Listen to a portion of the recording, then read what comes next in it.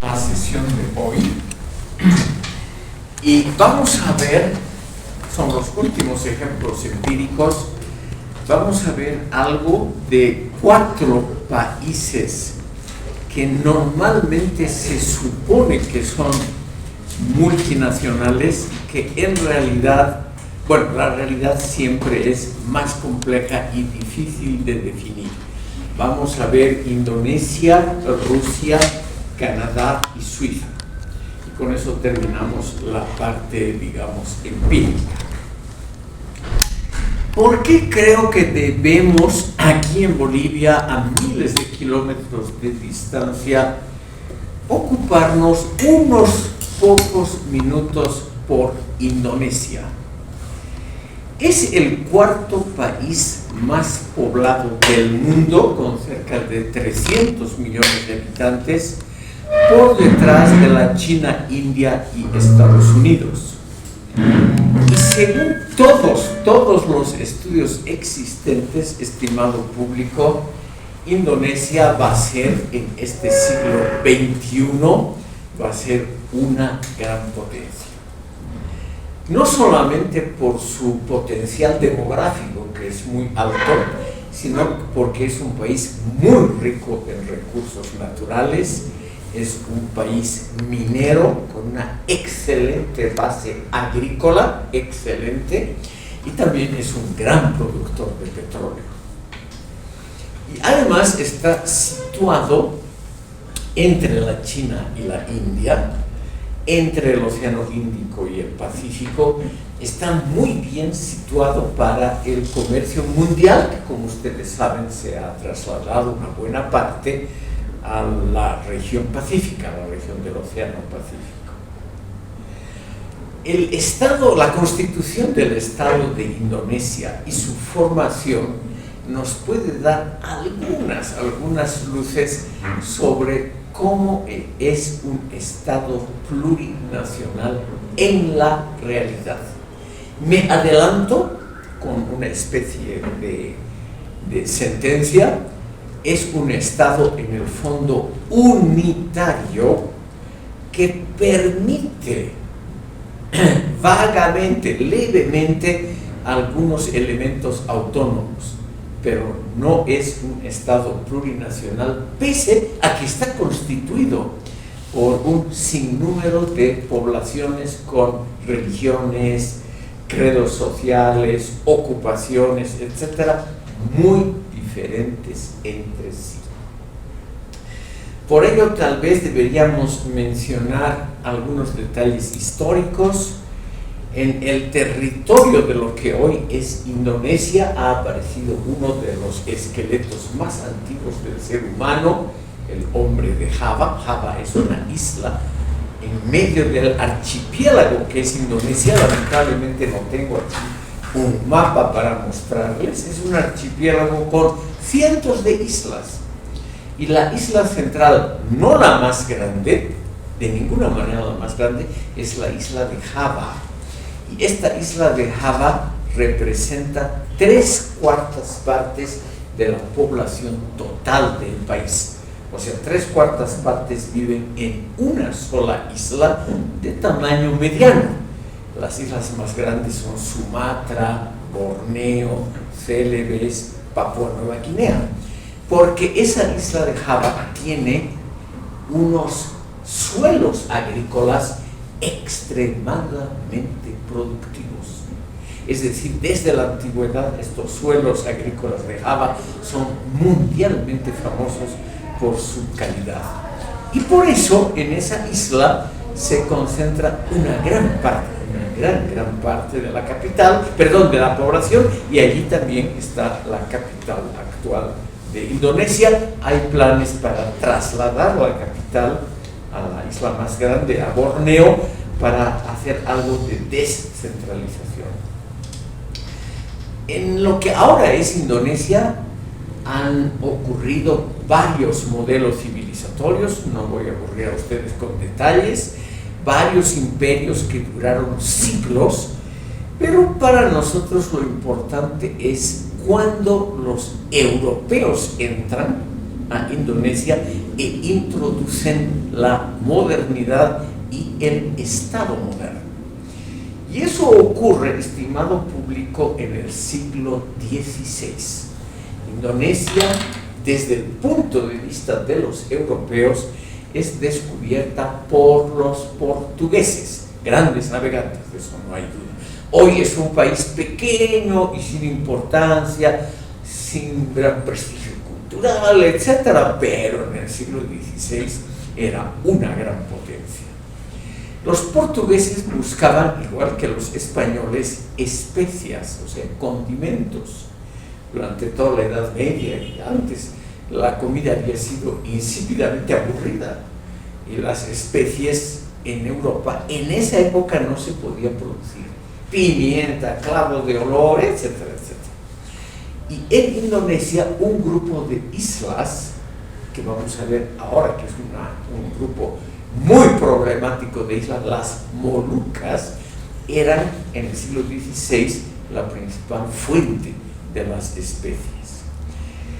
Entonces, el dominio portugués de este enorme territorio duró poco.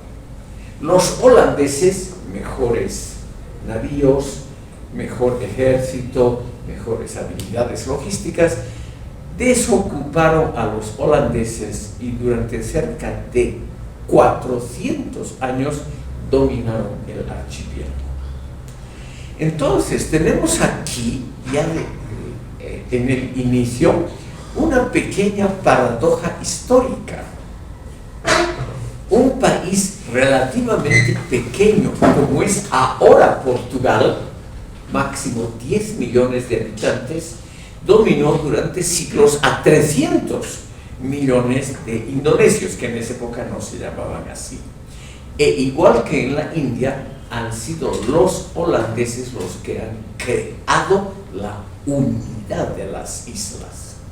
Las islas, en la época en que llegaron los holandeses, eran gobernadas por, digamos, gobernantes locales, por etnias todas diferentes entre sí, y los holandeses reunieron a todo este grupo enorme de islas y de territorios, es casi dos veces la superficie de Bolivia, la reunieron en un solo país y en una sola administración e inventaron, igual que los británicos, el nombre Indonesia, que es obviamente un nombre derivado también de India. ¿Por qué?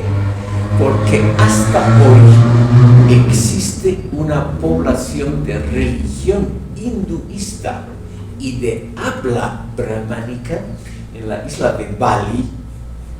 Sobre todo aquí me refiero a los varones del grupo, isla famosa por la belleza de sus mujeres, su sensualidad, su turismo erótico y otras maravillas que gustan a los jóvenes como ustedes. La isla de Bali, que está al lado de Java, es un verdadero paraíso en todo sentido y además tiene los templos más famosos, los rituales más curiosos, etcétera, etcétera, todas esas cosas que gustan al turismo hoy en día. Es una isla extremadamente atractiva y ahí todavía se practica el hinduismo y un idioma proveniente de la India. Además de esta influencia hindú, ha habido también una fuerte influencia budista. Una parte de la población de Indonesia hasta hoy es de religión budista, son generalmente chinos provenientes del continente, de lo que es la República Popular China. Hoy la minoría más grande en Indonesia son chinos, que han conservado su idioma, su religión, son budistas o confucianos, y también su cultura, su idioma, etc. Podría parecer a primera vista que estamos ante un país multicultural. Hay dos factores más que a toda vez lo quiero mencionarles. En el extremo oriental de Indonesia está la isla de Papua Nueva Guinea, una de las islas más grandes del mundo. Esta isla, estimado público, tiene una población completamente diferente a la del resto de Indonesia. es una población que todavía está, lo diremos arrogantemente, en la edad de piedra. Es una población que no conoce el uso de los metales, que no tiene escritura, que no tiene generalmente ciudades o centros urbanos. Y en esta isla hay un movimiento guerrillero contra el gobierno central pidiendo la independencia completa. Por las dudas, el gobierno central ha dividido esta región de Papua Nueva Guinea en 2 provincias y les ha dado una fuerte autonomía. Por eso en la pizarra he puesto que Indonesia tiene 34 provincias manejadas según un régimen unitario centralista y 3 provincias totalmente autónomas. Tenemos aquí entonces, estimado público, como modelo de Estado lo que se llama un modelo asimétrico de organización estatal. Y eso lo vamos a ver en Rusia, en el Canadá, etcétera, porque esa posibilidad existe y tal vez aquí no es muy conocida. ¿Qué es un modelo asimétrico? Es un modelo cuyos integrantes, provincias, departamentos, los distritos, tienen regímenes diferentes. Algunos tienen autogobierno completo, aquí son 3 provincias, 2 en la isla de Papua Nueva Guinea, en el extremo oriental de Indonesia, y 1 en el extremo occidental, la isla de Sumatra, que es una de las más grandes, es la isla situada más al occidente y más hacia la India. Y en esta isla de Sumatra, una parte compone una provincia totalmente autónoma donde el gobierno es islamista radical. Ahí la Sharia, la antigua Sharia, se ha convertido en ley escrita del Estado. O sea, las costumbres coránicas se han convertido en el código de comportamiento, el único además permitido en esa provincia, no les voy a aburrir con un nombre, situada en el extremo de la isla de Sumatra, con total autonomía y naturalmente con una economía, etcétera, y una administración pública muy diferentes al resto de Indonesia. Vamos a ver que eso, estimado público, no es tan raro. O sea, un país que tiene una organización asimétrica. Unas provincias o distritos o departamentos tienen más derechos autonómicos que otras. España es así. Las regiones históricas, Cataluña, el País Vasco y Galicia, tienen un régimen autonómico diferente al resto de las comunidades autónomas de España. Y lo mismo vamos a ver en Rusia y en el Canadá. O sea, asimetría organizativa. Y curiosamente funciona relativamente bien. Tanto en los países mencionados como en otros, eso no es un problema para la población, el que hayan derechos diferentes de la población según la provincia. Me permito mencionarles otros detalles más de Indonesia. Indonesia, estimado público, con hindúes, chinos, la población mayoritaria son malayos. El idioma indonesio es igual que el idioma malayo, que es el oficial en Malasia, es el mismo idioma. Pero al mismo tiempo es un país con religiones diferentes. Aquí, como les he dicho varias veces, la religión juega un rol muy secundario, pero en el Asia todavía es algo muy importante. La gente se identifica a sí mismos como integrantes de una comunidad religiosa, antes que pertenecientes a una comunidad étnica. Y en Indonesia nos encontramos, estimado público, con 5 grandes divisiones poblacionales que se refieren a la religión. En Java, en la isla central y la más poblada, la población es musulmana. En Papua Nueva Guinea la población es animista. En las Islas Molucas, las grandes productoras de especies, la población es cristiana. En otras regiones, en la isla de Celebes, por ejemplo, y en parte de Borneo, la población es budista. Y en la isla de Bali, que es la cercana a Java, al centro, la población es de religión hinduista. Aquí tenemos entonces algo muy interesante. Tenemos el caso de poblaciones que no han estado históricamente enfrentadas entre sí, por lo menos no en largos periodos temporales. Además tenemos en Indonesia el caso también muy interesante de que ha habido una cooperación también durante siglos entre las diferentes comunidades religiosas. Sobre todo, como la musulmana es la más importante, sobre todo de las otras 4 contra los musulmanes. O sea, cristianos cooperando con budistas, con hinduistas y con animistas, aliados contra la religión mayoritaria islámica. Este enorme territorio de islas está sobre la línea del Ecuador directamente. Es un clima muy tropical y muy húmedo. No tiene ningún metro cuadrado de desierto.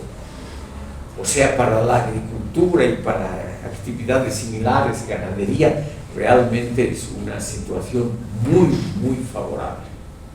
Al mismo tiempo, es un territorio altamente volcánico, con muchos terremotos, erupciones volcánicas, en una palabra, con muchos desastres naturales. Y sin embargo, es una de las poblaciones del mundo, hay un índice de la felicidad. Finlandia tiene el primer lugar, los finlandeses se consideran a sí mismos el país más feliz del mundo, pero Indonesia también está entre los más felices. O sea, es gente contenta, es gente que soporta desastres naturales y otras cosas con extremada tranquilidad. Y es un país políticamente muy estable. Desde la independencia solamente ha habido un golpe de Estado en Indonesia, claro, bastante sangriento. Nos dicen que ha habido 500.000 de muertos en ese golpe de Estado. Puede ser un poco exagerado, pero sí, ustedes saben, las víctimas se exageran, que hemos dado nuestra sangre por una tendencia izquierdista, progresista, y los derechistas militares tomaron el poder y nos mataron a 1.000.000 de víctimas. Todo esto puede ser verdad, pero puede ser también muy exagerado. Lo que yo quiero mostrarles es lo siguiente.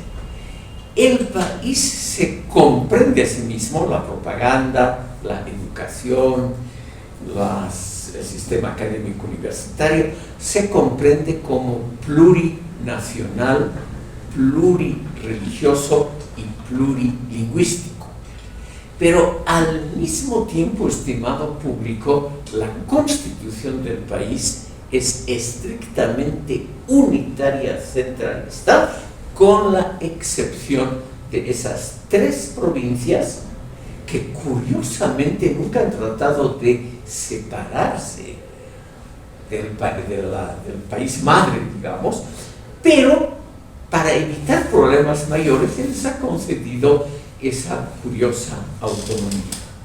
En Bali, estimado público, eso dirigido aquí a los varones del grupo,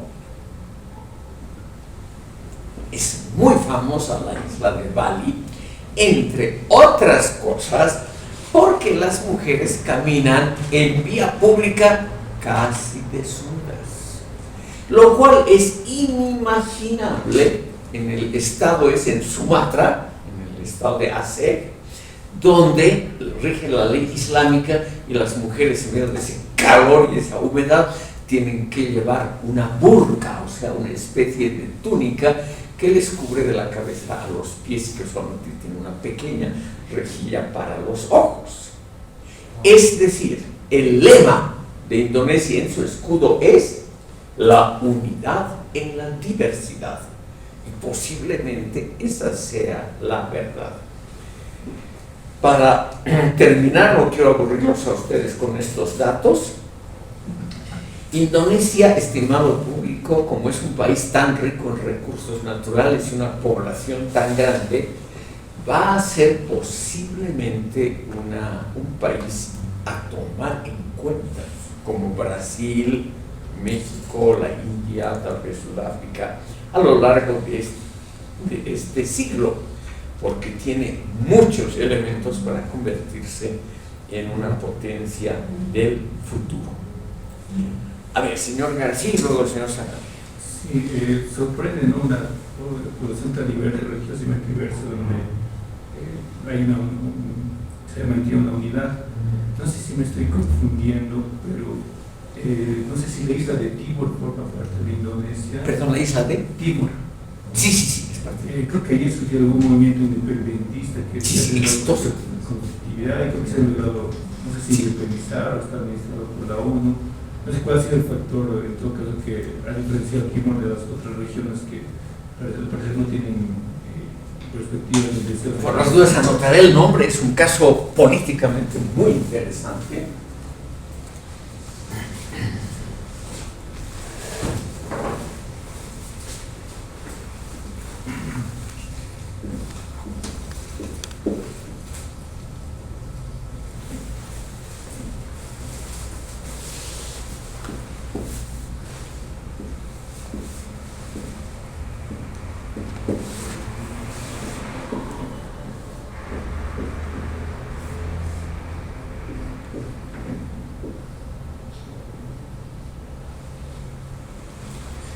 El señor García se refiere a una isla que está justamente al lado de Bali, una isla que se llama Timor o Timor, no sé cómo se pronuncia en indonesio, ahí no he estado nunca.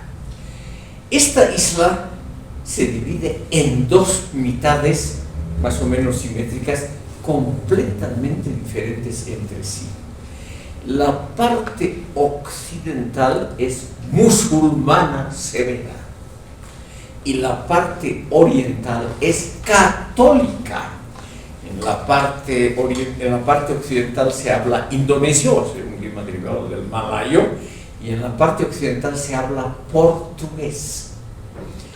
Como les decía, los portugueses, que fueron de los primeros europeos que pisaron esta región, hicieron su base de operaciones en Timor.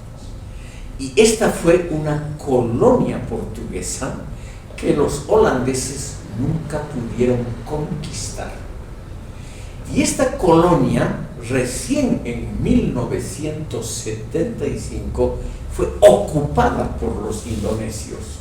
Y ahora aquí viene la típica propaganda. Hemos reintegrado Timor a la madre patria Indonesia. Hemos expulsado al opresor colonial, etcétera, etcétera. Curiosamente, los habitantes de Timor Oriental, que así se llama el país ahora, es un país soberano e independiente.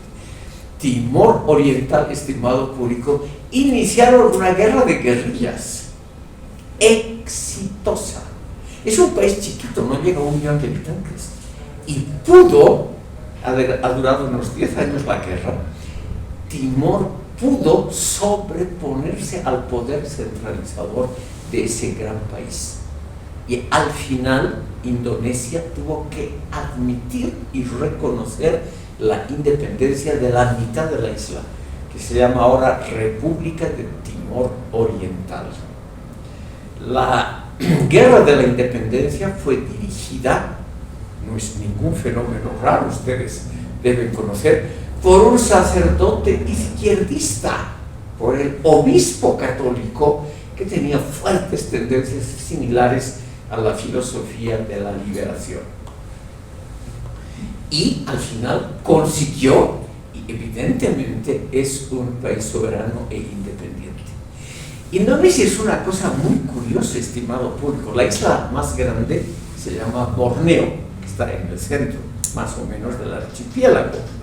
El norte de Borneo pertenece una parte del norte de Borneo a Malasia y la otra parte es otro estado completamente independiente que se llama Brunei. Brunei, estimado público, es importante, es muy, muy pequeñito, pero es un estado que está situado sobre una famosa y gigantesca burbuja de petróleo y gas. En ingreso per cápita es uno de los países más ricos del mundo. Esas curiosidades hay en el Asia. Entonces, tenemos un archipiélago, o sea, un conjunto de islas, donde hay partes de este archipiélago que pertenecen a estados extranjeros, a estados independientes. Y ahora, en 2023, todo se lleva más o menos bien con el gobierno central, que lamentablemente para algunos está en manos de un partido de la derecha, y donde también se ha establecido un régimen de absoluta libertad económica muy, muy exitoso.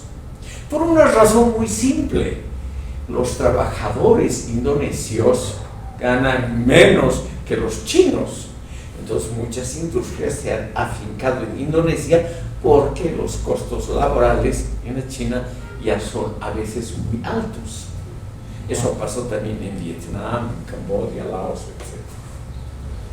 Bueno, ven entonces ustedes aquí un estado oficialmente unitario, pero asimétrico, que para evitar males mayores ha concedido autonomías muy amplias a 3 provincias, y esas provincias se han tranquilizado, han aceptado y ha desaparecido todo movimiento separatista. ¿Qué competencias? Pero el señor Sanabria. Los trabajadores son menos pagados, pero son más felices, entonces. Y una consultita, comparando un poquito, aunque es diferente por el tamaño, las islas del Caribe con estas islas de Indonesia, los portugueses no han llevado población negra. ¿Cómo ha podido sobrevivir a la explotación, supongo, de los portugueses, los pueblos que tal vez eran pequeños o no eran pequeños, no sé? No, era una población densa.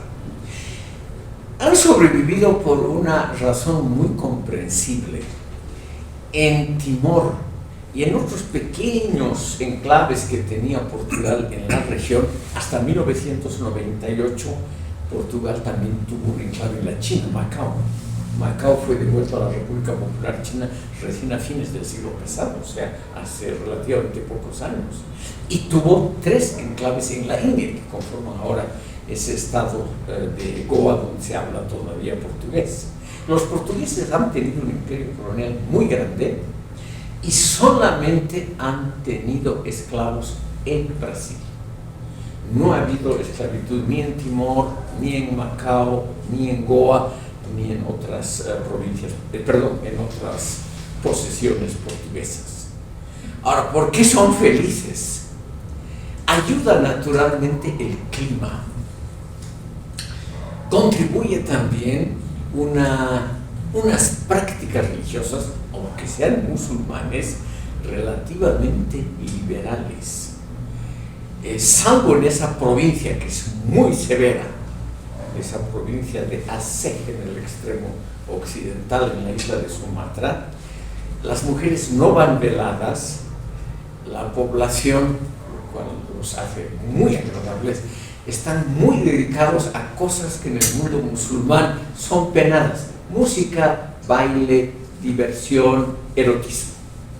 Esa combinación, estimado público, hace que la gente, en mi modestísima opinión, que puede estar equivocada, sea realmente algo más feliz que en otros países. No sé qué piensan ustedes de esa combinación: erotismo, buen clima, buena comida, una ética laboral muy laxa, tal vez por el calor, etc. Es una combinación, es un estado musulmán mayoritariamente, es el estado musulmán con la mayor población del mundo, Indonesia. Pero sin embargo, es una moral pública todavía muy laxa, no sé cuánto tiempo durará eso, porque también hay islamistas muy dogmáticos en Indonesia. Creo que alguien más levantó la mano. Usted. En este modelo político asimétrico, donde 3 provincias son totalmente autónomas, sí. Ese totalmente es incluso que tienen un ejército, una moneda, no, moneda, el control de la moneda, aduana, etcétera. No, ni aduana, ni moneda, ni fuerzas armadas, ni caminos. Pero son las únicas provincias que tienen una legislatura electa. Es un país unitario, o sea, ahí no hay parlamentos provinciales o regionales, ni gobernadores electos. Los gobernadores son nombrados, como era aquí antes por el Ministerio del Interior, en la capital, Yakarta. Esas 3 provincias se han destacado en décadas anteriores por ofrecer una fuerte resistencia al gobierno central. Entonces los indonesios han pensado, en lugar de dogmáticamente someterlos, llegar a un acuerdo con ellos. ¿Qué quieren? Autonomía. Se les da con tal de que permanezcan dentro del límite aduanero del Estado central. Moneda y aduanas son todavía del gobierno central. ¿Y ejército también? Sí, pero la policía no. La policía es estrictamente de las 3 regiones. Estimado público, veremos el último modelo. Perdón, 3 más, pero el que vamos a tratar más detenidamente, que les puede interesar a ustedes, es el caso de Rusia. Tal vez ustedes saben que Bolivia durante mucho tiempo ha tenido relaciones estrechas con la Unión Soviética. Además, la Unión Soviética hasta 1991 representaba el modelo diferente al capitalismo, el modelo de socialismo exitoso. Entonces aquí el Partido Comunista, las simpatías socialistas, todo eso hacían ver a la Unión Soviética como una especie de paradigma, de modelo que debería imitarse. Y hasta hoy me atrevo a decir, hay la creencia de que Rusia es la alternativa en Europa al capitalismo. La gente no está bien informada y tal vez no sabe que en Rusia hay capitalismo salvaje y puro, pero en fin, eso no es lo importante. Lo importante es que Rusia es un país opuesto a los Estados Unidos. Y debido a una regla elementalísima que existe desde la más remota prehistoria, el enemigo del enemigo es mi amigo. Entonces, por esa regla de 3 tan elemental, hay todavía aquí, como en el resto de África y América Latina, una cierta simpatía, creyendo que Rusia de alguna manera representa un modelo mejor, un país con un régimen más aceptable que el odiado capitalismo occidental. Pero ahora vamos a ver, estimado público, el problema del plurinacionalismo y la constitución de un modelo de Estado. Primero, algunos datos históricos que nos ayudan a comprender la tormentosa historia de Rusia, porque es así, es tormentosa. La historia de Indonesia es, en comparación con eso, un ejemplo de tranquilidad, de paz. No hubo lucha por la independencia. En Indonesia, eso me olvidé de decirles, en 1940 fue ocupada por los japoneses, y cuando se retiraron los japoneses, Holanda, que todavía estaba parcialmente ocupada por los alemanes, no pudo recuperar el territorio, y los indonesios, sin disparar un tiro, declararon su independencia en 1945, y los holandeses la reconocieron sin lucha, sin intervención, en 1949. En cambio, La historia rusa, estimado público, vamos a ver ahora que tiene que ver con la actualidad y con la constitución interna rusa. La historia rusa es una historia muy movida, una historia llena de elementos trágicos, pero al mismo tiempo con una gran cultura. Tal vez ustedes saben, una literatura fantástica, es una de las literaturas más notables: Tolstoy, Dostoyevsky, Chekhov, Pushkin, etcétera, etcétera.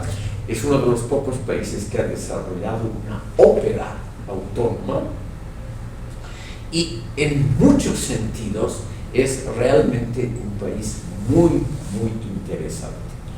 Esa enorme extensión, estimado público, habitada por pueblos eslavos, se unió en 988 y allí hubo un proceso doble, que eso ha pasado en toda Europa Oriental. Eso mismo los países escandinavos, Polonia, Hungría, es muy similar.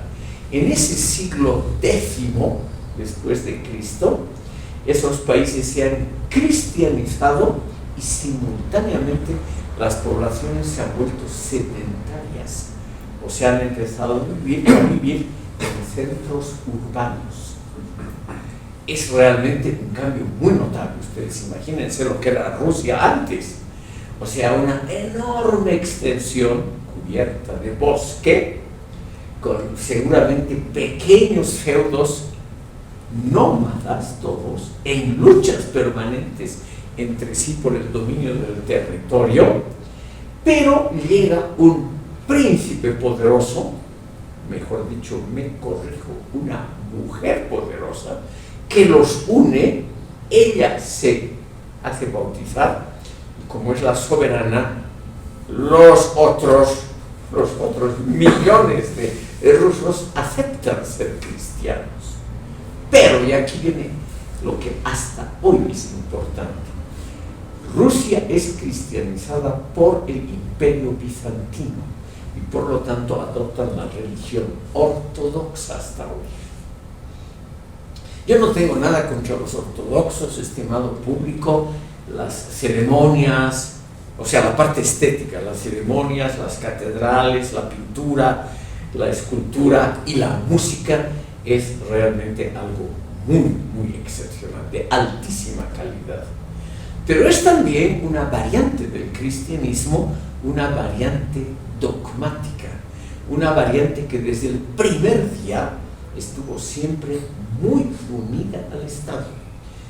Una variante cuyos sacerdotes, obispos, que se eran metropolitanos, aceptaban sin chistar las órdenes, las enseñanzas y los intereses de los gobernantes, lo que se ha llamado siempre el césaropapismo.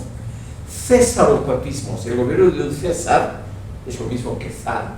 El gobierno de un emperador, un papismo, o sea, una religión integrada dentro de un gobierno, digamos, civil, fuertemente integrado. Es una religión que, en comparación con los católicos y también con los protestantes, no ha producido una teología, un movimiento intelectual. O ustedes seguramente, como egresados de filosofía, han debido llevar, aunque sea pro forma, un curso llamado filosofía medieval. Han debido llevar San Agustín, Santo Tomás de Aquino, Guillermo de Ockham y otros hoy totalmente olvidados.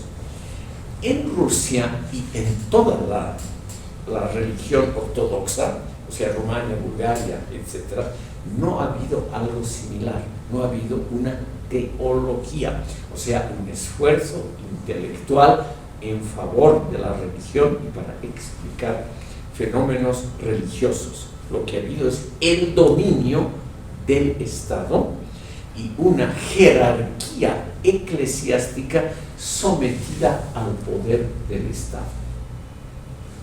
Estimado público, yo tengo mucha simpatía por ese país.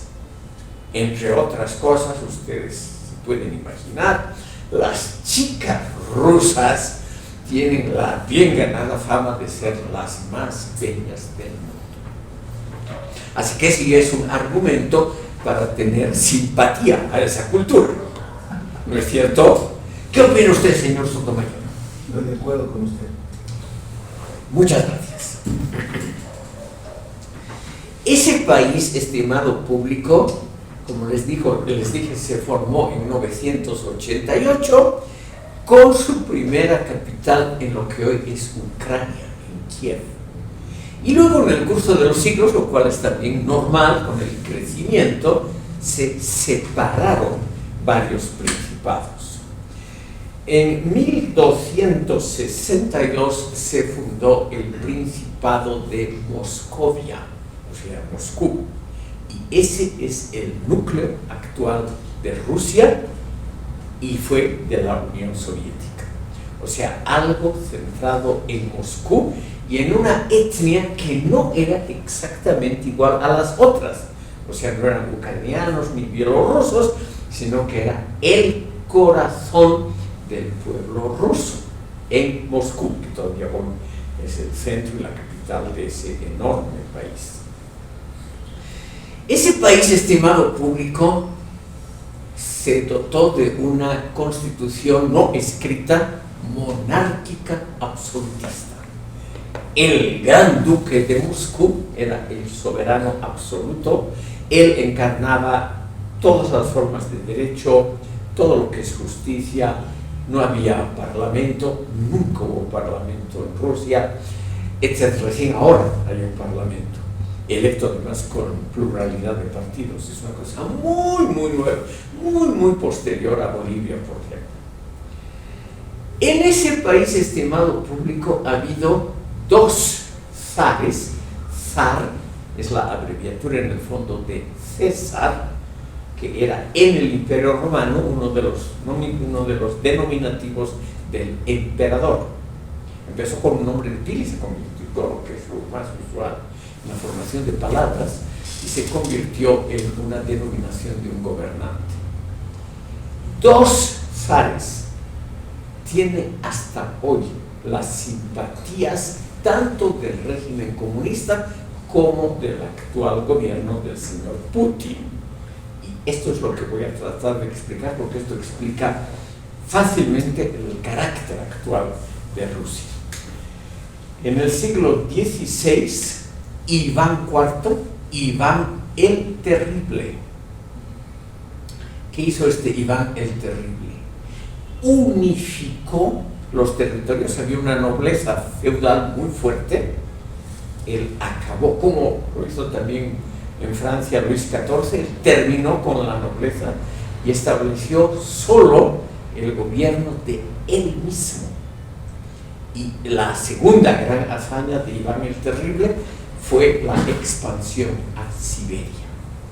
Siberia, estimado público, que es 2/3 partes del territorio de la actual Federación Rusa, el nombre oficial. Siberia era un territorio poblado muy escasamente por tribus nómadas. No había un estado hasta que llegaron los rusos, empujados y dirigidos por Iván el Terrible. ¿Por qué tiene el apodo de el Terrible?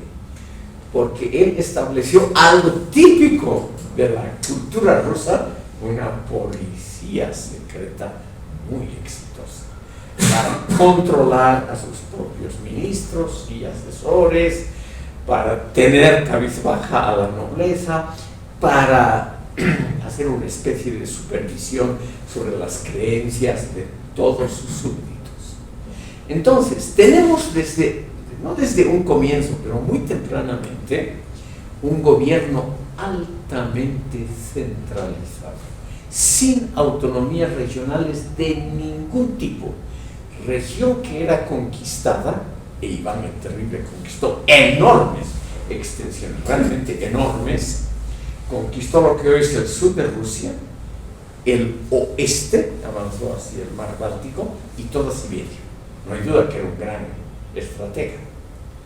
Inventó la policía secreta y el control severísimo de todos sus súbditos, Y por ello, tanto los comunistas como el gobierno actual le tienen una enorme simpatía. Es el organizador, en el fondo, de la patria rusa. Se llama el Terrible porque era un poco loco, mató a su propio hijo y heredero en un acceso de cólera, que es uno de los grandes motivos de la literatura y del arte rusos, el asesinato del hijo. Lo hizo personalmente, él personalmente.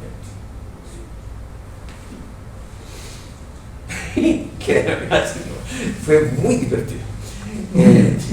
Muy divertido porque lo acusaron al hijo de dormir con la esposa, con una de las esposas del zar, y el zar eso no podía permitir ni a su propio primogénito.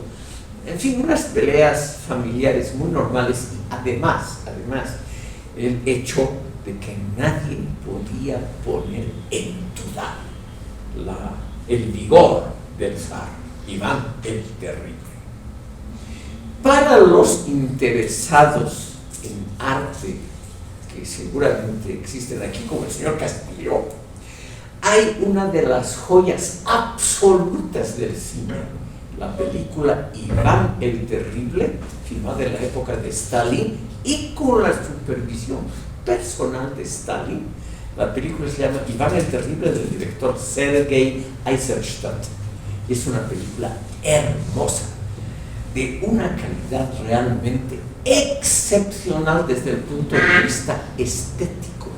Realmente una obra única en la historia del cine. Y esa película enaltece también al zar. Lo muestra, claro, como era un poco brutal, pero es el creador de la patria grande, el conquistador de Siberia, el conquistador de los estados del sur, que ahora son parte de Rusia. Es decir, un héroe nacional. Y el segundo es Pedro I, Pedro el Grande, así se lo llama hasta hoy, que es el modernizador de Rusia. La capital, como les dije desde un principio, era Moscú, el Gran Ducado, y luego se convirtió en el Imperio zarista. Y este Pedro el Grande quiso occidentalizar a Rusia, pero por la fuerza. Y este es un fenómeno, estimado público, muy importante. Nosotros aquí, mayoritariamente, tenemos una opinión negativa del proceso de modernización y occidentalización. Aquí eso, la mayoría de las teorías y la mayoría de otras teorías, la filosofía de la liberación, de Enrique Dussel, etcétera, etcétera, todas ellas concuerdan en un punto, que el acercamiento a Occidente, la adaptación de sus principios, formas de gobierno, lo que nos preocupe en este curso, que todo eso ha sido nefasto para el tercer mundo. El zar Pedro I creyó lo contrario. Para estar más cerca de Occidente, trasladó la capital, lo que duró hasta 1917, trasladó la capital de Moscú a una ciudad que fundó a orillas del mar Báltico, San Petersburgo. Peter es Pedro, o sea, la ciudad llevaba el nombre de él. Ha habido lo mismo que Constantino, su capital se llamaba Constantinopla. Lo mismo, los grandes héroes de la historia tienen comprensiblemente algo de megalomanía. Entonces la ciudad se llamaba según él. Y es una ciudad totalmente occidental, al contrario de Moscú. O sea, no tiene nada de cosas medievales, nada por el estilo. Es del siglo XVIII adelante. No se puede negar, estimado público, que ha sido realmente un personaje con visión, porque él visitó los países occidentales. Era un hombre muy grande, muy fuerte, muy dedicado a la carpintería. Y él vivió en Holanda y él comprendió el valor de una flota naval. Y entonces él es el primero que ha creado una flota naval rusa. Y la otra gran victoria de Pedro es la conquista de lo que hoy es el sur, perdón, de lo que es Ucrania, que para los rusos es simplemente una parte de Rusia. Él conquistó Ucrania y, venciendo a los suecos, que gobernaban el mar Báltico, él se apoderó de lo que es Estonia, Letonia, Lituania, etc. O sea, un héroe, ¿no es cierto? Si nos ponemos dentro de la óptica rusa y soviética, él quiso modernizar el país, ordenó, por ejemplo, cortar las barbas a todos los varones, porque él creía que eso era una muestra de un estilo asiático, la palabra es de él, de Pedro el Grande. Había que evitar el asiatismo, y entonces él ordenó que todos, incluyendo los sacerdotes, tenían que afeitarse barba y bigotes. Un modernizador en lo grande y en lo pequeño, en lo exterior, y también trató de modificar la iglesia. El estimado público reordenó la modesta teología de la iglesia ortodoxa. O sea, en todo sentido Ucrania. Este sistema zarista, o sea, zarista es un adjetivo derivado de zar, un sistema monárquico, autoritario, verticalista, duró hasta 1917. Este sistema, estimado público, no conocía autonomías regionales de ningún tipo, no conocía partidos políticos y no había constitución. Eso es lo que se debe preocupar aquí a los abogados. No había constitución. Y tenían tenían un conjunto de leyes, obviamente. Y una ley era hermosa, famosa en el mundo jurídico. La ley decía: las leyes del Imperio Ruso no obligan a los funcionarios públicos a actuar de acuerdo a ellas. Las leyes son solo para los súbditos. ¿No es cierto que es una maravilla? Bueno, ese imperio terminó, como ustedes saben, en 1917, y la Revolución Rusa, la llamada Revolución de Octubre, ocurrió en el mes de octubre del 17, según el calendario juliano. La Unión Soviética adoptó luego nuestro calendario, el gregoriano, y la fecha de la revolución es el 7 de noviembre. Pero se la llama la Revolución de Octubre, porque todavía era octubre con el antiguo mandatario. Lo interesante, estimado público, es que ese país ha seguido teniendo problemas realmente muy graves, que nunca ha habido en Indonesia. De 1918 a 1922, 4 años de guerra civil, porque obviamente partes del ejército, la burguesía, las clases medias y altas no aceptaron la Revolución de Octubre, que además fue muy radical. En los primeros días ya se estatizaron todos los bancos, la gran industria, se repartieron los latifundios, etcétera, etcétera. Lo cual tiene algo de justicia social. Estimado público, es difícil imaginarse la magnitud de algunos latifundios personales. Ustedes seguramente han oído hablar que al lado de Rusia y de Ucrania existe la República todavía independiente de Bielorrusia. Bielorrusia, en su gran parte, era el latifundio de una sola persona. Además, una tierra relativamente cercana a Europa, con clima un poco más benigno que el resto del país. Una maravilla, ¿no es cierto? Una maravilla. Pero eso causa una enorme resistencia popular. Entonces, ustedes pueden imaginarse que los primeros meses del gobierno soviético fueron realmente muy populares. Se liquidó a la nobleza terrateniente y el gran director, el inspirador del Ejército Rojo, fue el que luego se convirtió en el enemigo del gobierno central, Leo Trotsky. Él fue el que organizó el Ejército Rojo y él, los planes, eso que era civil, para que vean que ustedes, que son chicos civiles, todavía pueden tener algún éxito en lo militar. Un civil dirige el ejército y tiene muchísima más capacidad militar que los militares profesionales. Venció a todos los varios ejércitos llamados blancos. El color simplemente era la oposición al ejército rojo, que así se llamaban las fuerzas armadas de la revolución bolchevique. Pasaremos, estimado público, a ver la constitución interna. Oficialmente, la Unión de Repúblicas Socialistas Soviéticas, era el nombre oficial, era un estado federal compuesto al comienzo por 10 y al final, en 1991, por 15 repúblicas relativamente autónomas. Esas repúblicas autónomas, desde la época, es decir, que eran los distritos del viejo régimen zarista, esos distritos eran totalmente disímiles, es decir, no eran iguales en población, en superficie, entre sí. Un solo ejemplo.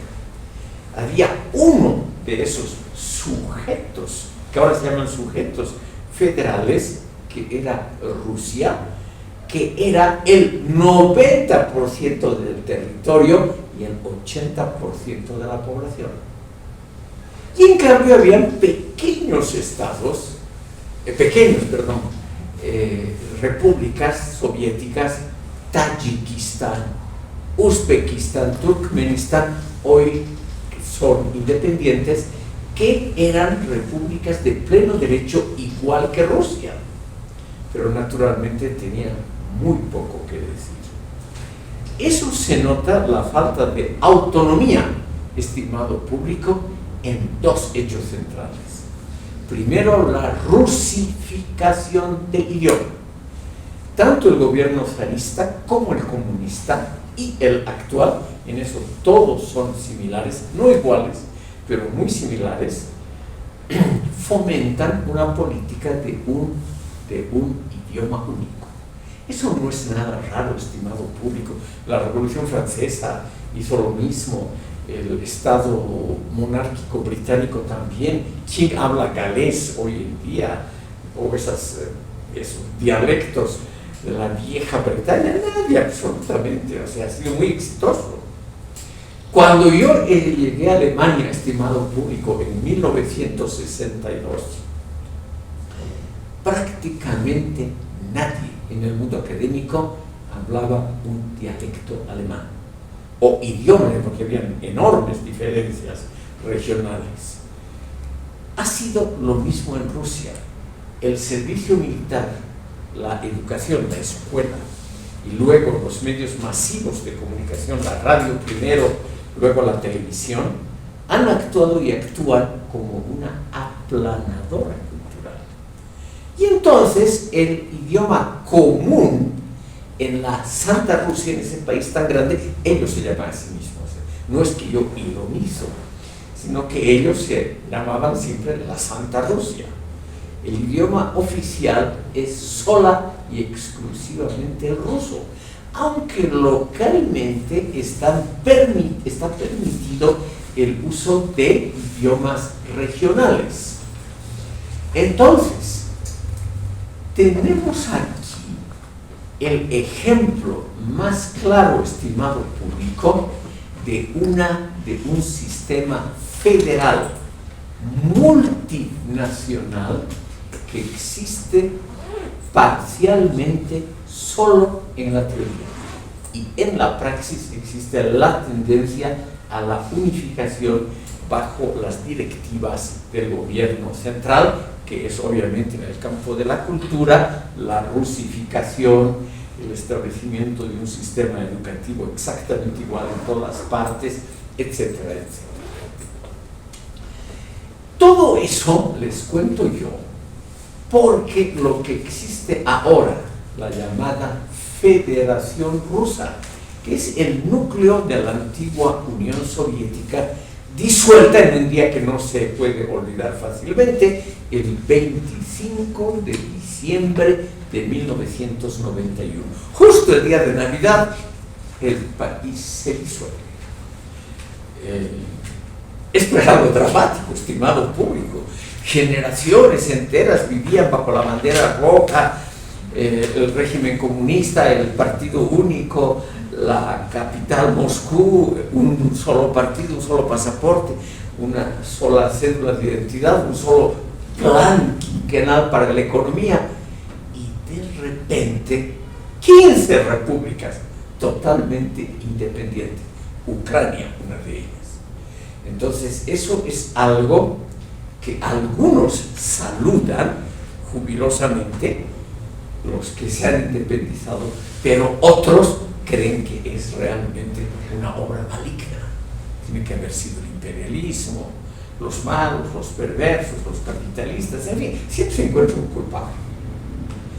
Esa ha sido, estimado público, la terrible historia de Rusia hasta el día de hoy. Un país muy lleno de conflictos, que se ha distinguido, por eso me he detenido brevemente en la Iglesia Ortodoxa, con una fe monolítica, pero al mismo tiempo, yo no quiero defender el catolicismo, pero al mismo tiempo una fe no intelectual, o sea, una especie de cristianismo muy diferente al catolicismo y al protestantismo. Ahí nunca ha habido un Lutero, un Santo Tomás de Aquino, un San Agustín o similares, absolutamente nada. Es decir, es una fe que no ha producido elementos disonantes, no ha habido así un gran pensador cismático, o sea, que se haya separado un poquito de la línea oficial, porque no ha habido nunca un tratamiento filosófico intelectual de la religión. En eso me permito una expresión fuerte para provocar a ustedes. La cultura rusa se parece en algo a la musulmana, o sea, una fe muy clara, muy fuerte, que no admite disidencias, y al mismo tiempo una fe no intelectual, que no ha producido dentro del campo de la propia teología prácticamente nada. Me puedo equivocar. Vamos a escucharlo al señor García. Sí, Rusia creo que es un país muy interesante, necesita muchas preguntas, ¿no? Una observación primero, como usted dice, no ha habido un intelectual, un gran teólogo en Rusia. Cuando ha habido uno, se llama Berdayev, sí, nació en Kiev, fue expulsado de Rusia, ¿no? Y terminó exiliado en Francia. Entonces, sí es muy reacia la cultura rusa a esa intelectualidad. Otro comentario va sobre la situación actual de Rusia, ¿no? Porque dos factores que veo que me llaman la atención. Uno es un cierto resurgimiento de la idea tradicional de imperio, que claro, Moscú se llamaba en el momento de la tercera Roma, pero siguiendo la tradición que venía de Bizancio, tenía una vocación imperial, ahora diríamos imperialista.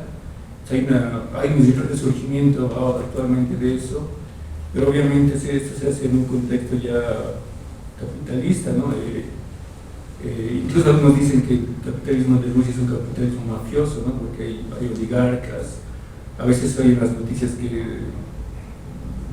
de repente resultó muerto algún empresario que era de petróleo, ¿no? Hay una curiosa relación en cómo después de que se colapsó la Unión Soviética, se subastaron las empresas y muchos privados se hicieron con esas empresas y ahora están como que en colisión con el gobierno, ¿no? Entonces hay un régimen de capitalismo muy extraño que está cooptado por el Estado, no se puede decir un capitalismo de Estado. Entonces hay por un lado esas ideas imperiales antiguas, por otro lado este capitalismo muy, no sé cómo caracterizarlo, pues muy un capitalismo mafioso del Estado, eso básicamente. Gracias. Evidentemente es así, solamente comento a toda velocidad. El tal Berdayev está ahora de gran moda en Europa Occidental. porque une la reflexión filosófica con una creencia religiosa. Y en épocas de crisis, estimado público, la religión vuelve a tener una cierta importancia. O en épocas, por ejemplo, de restitución de un Estado. No sé si ustedes han visto en la televisión o en YouTube las ceremonias religiosas a las que asiste el presidente Putin regularmente. Esa iglesia ortodoxa actual que ha renacido con un enorme despliegue de iglesias, ornamentos, música, ceremonias, etc., es una iglesia como institución totalmente sometida al Estado. Nadie dentro de la iglesia ortodoxa rusa ha dicho ni pío por las varias aventuras de los gobiernos rusos a partir de 1991. Nadie en la iglesia ortodoxa ha criticado, pero es una iglesia que ha renacido de cenizas. Prácticamente muy poca gente en 1991 iba a la iglesia o tenía el más remoto vínculo con teología o religión. En cambio hoy, realmente, matrimonios, bautizos, entierros, todo es mediante la iglesia. No se puede negar que aquí hay un fenómeno filosófico y sociológico muy interesante. Y este Berdyaev es uno de los representantes de ese resurgimiento. Quiero mencionarles como anécdota, para que vean lo complicado que es el mundo de los estados nacionales, quiero mencionarles que hay un país chiquititísimo que Putin ha visitado 2 veces en los últimos 20 años y que es un país autónomo completamente en su regulación interna, pero las relaciones exteriores y la defensa están en manos de Grecia. Sobre todo los que se interesan por arte aquí en este curso, yo les aconsejo ver, solamente tienen que digitar esto,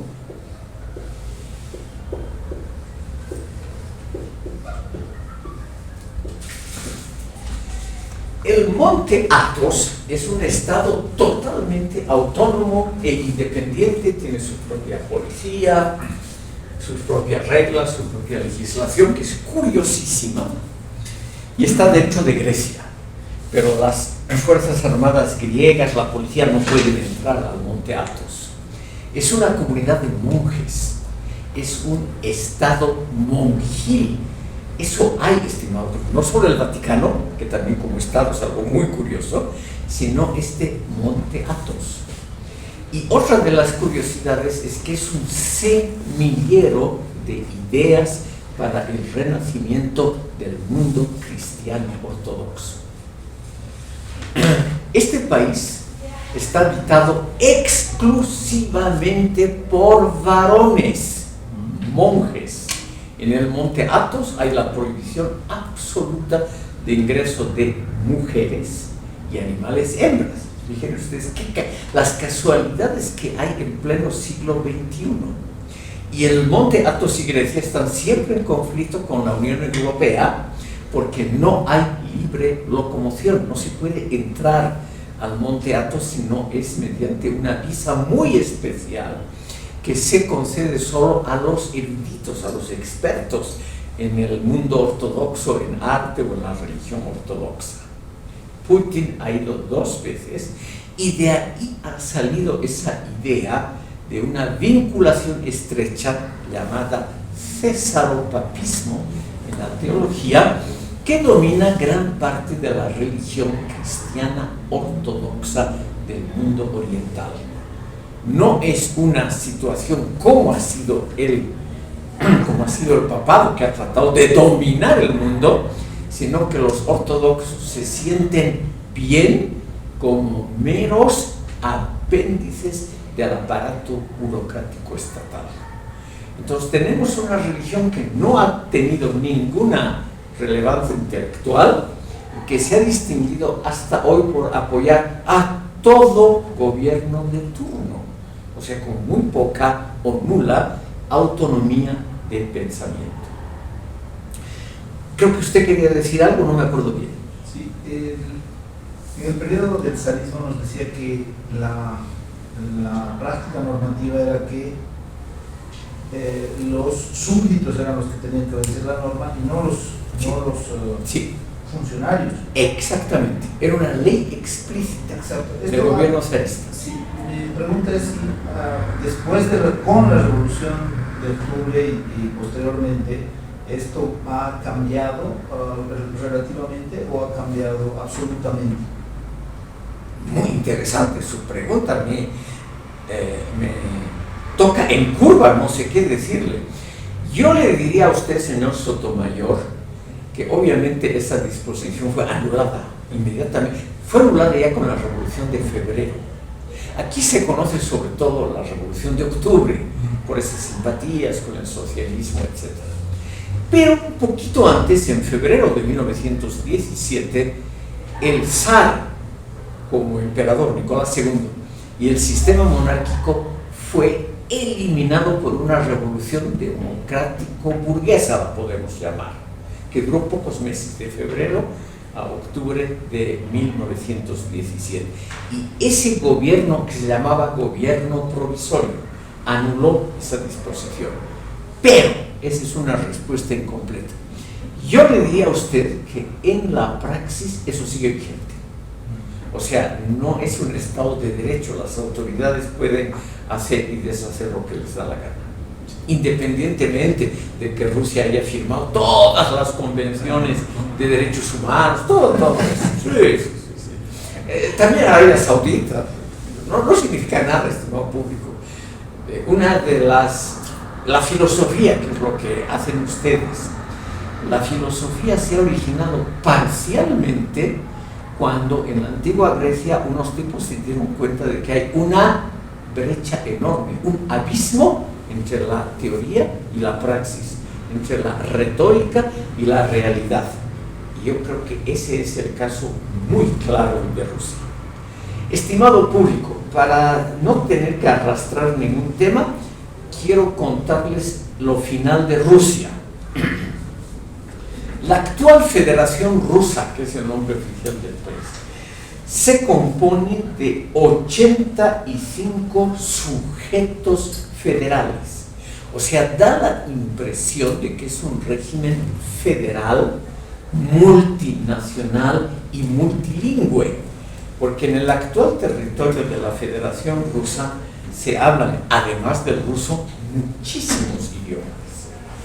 Todo el norte del Cáucaso, Chechenia, Daguestán, que siempre se levantan contra el gobierno central, o en el Asia Central, Tantuba, que es de religión budista y de habla mongola, o las muchas poblaciones recién ahora que se han vuelto sedentarias en Siberia, todas ellas tienen idiomas propios.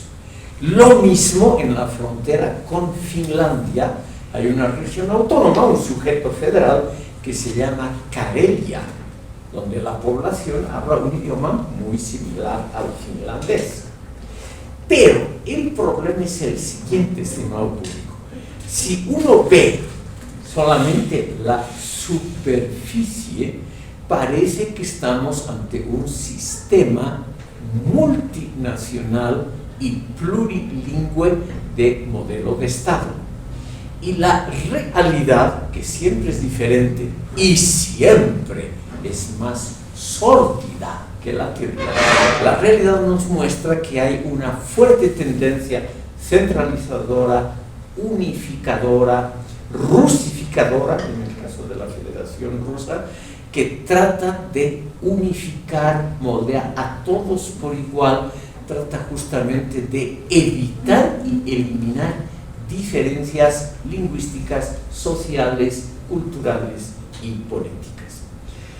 Entonces, aquí tenemos un ejemplo claro de un Estado plurinacional en la teoría. Y en la praxis tenemos un Estado altamente centralizado que depende financieramente, etcétera, etcétera, depende del gobierno central en una medida muy, muy alta.